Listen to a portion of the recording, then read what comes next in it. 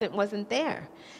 Yet, once you have permission to talk about it, that energy's freed up, and you can, mobilize in a different kind of way, released in a way that is quite liberating for everyone. So my charge is to keep the conversation going. Yes. So I'm Catherine, and from the South Dakota region. So to follow up on that, I think we feel that, right? Like the energy sucks from not talking about it. Yeah. How to get the conversation started. Mm-hmm. I feel like, we're managers and feel like, our proficiency on this topic isn't there, as if we're waiting for it to get there before we take this to, our team members. Mm-hmm.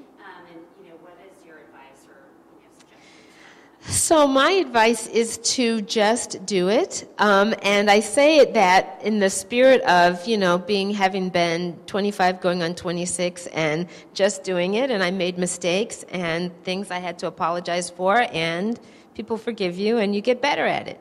And yet there are resources. I mean, I had a resource, that handbook on white awareness, right, which is still in print, by the way, but the, why are all the black kids sitting together in the cafeteria is structured as a book that could be talked about chapter by chapter. And, the first chapter is the hardest one, actually, in terms of people struggling with the definitions and, that kind of thing. But the reality is, there are resources or just experiences that people are going to bring in, from classrooms or interactions with parents or, I have done a lot of professional development with teachers in my life, and one of the things that I used to talk with teachers about was the ways in which they avoided honest feedback to students and their families for fear that they would be, and I'm speaking now primarily about white teachers, who would say, if I say such and such about, so-and-so in my class,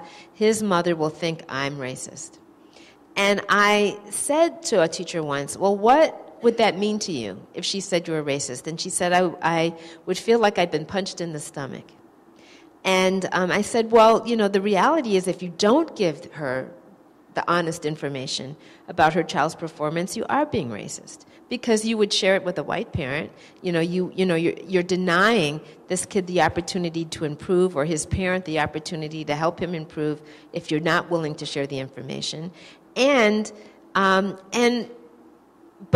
it was also important to acknowledge that visceral response. I mean, to say I would feel like I've been punched in the stomach. Nobody wants to be punched in the stomach. And yet, one of the things that we have to understand is that in a world where we have taken in misinformation, where we have all been exposed to that, I talk about it in the book as like smog in the air. You can't live in a smoggy environment without becoming a smog breather at some level. So part of what we have to do is desensitize ourselves, And so I used to say, I wrote an article once called "What Should You Do If They Call You a Racist?" And it was written it was published in a bulletin for school principals. The National Association of School Principals have a publication. It was in their journal. And essentially what I said in this article is, what should you do if they call you a racist? You should ask them why they think so. You shouldn't say, oh, no, I couldn't be.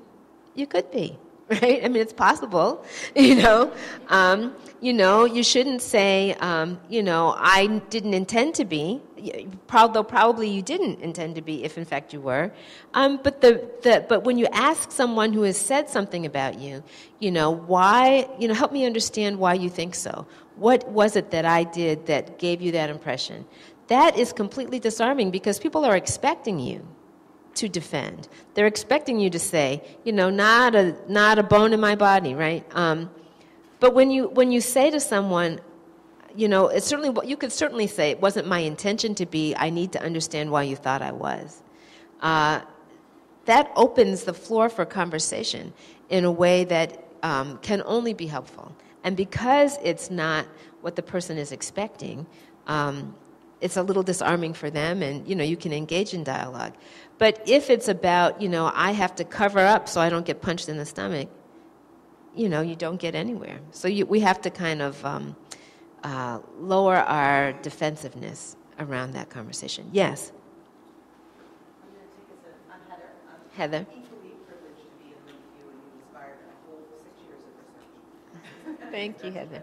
I'm curious about what kind of supports and resources we might think about for the managers in the room and the leaders that might help us guard against the feeling or the charge of tokenism. And let me unpack this a little bit. Please. Because I think that given our mission and our focus and our commitment to diversity as an organization, coupled with the perception that it's a white organization, that we as leaders have to be external, but also within our teams, representative of the population that we serve. And I feel like sometimes we are walking the line around that. So what kinds of supports could we offer people in the room around, staking their claim, helping to broaden the view of what Teach for America is? Well, so I heard Susan say that there was a time when this room would have been smaller. You wouldn't have needed a room this big, to accommodate everyone. And obviously the population is growing. But if I'm understanding your question, if I am a core member in a largely white unit, is that what you're thinking about? Or staff, right? Or if I'm a staff member in a largely white unit, how do I avoid being tokenized? And the short answer is it's hard not to be, in this sense. There's a wonderful film I used to show when I was teaching called The Tale of O. Is anybody familiar with this? You should see it, I think. Make a note. A Tale of O. So imagine this, if you could. If you were to draw on a piece of paper a lot of X's, and then you were to put an O on the page with all those X's, your eye, it doesn't matter where that O is, your eye is going to be drawn to the O, right? And there are going to be certain things that happen to the O that don't have anything to do with who that O is, simply because you're an O in a room full of X's. People are going to notice when you walk in. People are going to notice when you walk out. People are going to notice if you don't show up at all, right? The O is going to be highly visible.